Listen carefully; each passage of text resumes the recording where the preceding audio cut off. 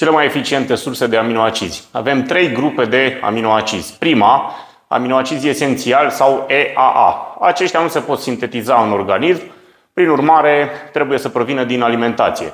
Iată cei 9 aminoacizi esențiali. Histidina, izoleucina, leucina, lizina, metionina, fenilalanina, treonina, triptofanul și valina. A doua grupă de aminoacizi include aminoacizii neesențiali, adică corpul îi poate produce chiar dacă nu îi poate obține din alimentele pe care nu le consumăm. Aici avem următorii aminoacizi: alanină, arginină, asparagină, acid aspartic, cisteină, acid glutamic, glutamină, glicină, prolină, serină și tirozină.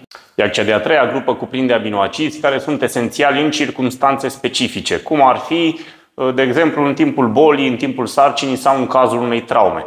Aminoacizi esențial condiționat includ arginina, cisteina, glutamina, tirozina, glicina, prolina și serina. Iar ca să te ajut mai mult, ți-am lăsat și 2 scheme cu surse de aminoacizi, unde se găsesc și concentrația de care ai nevoie.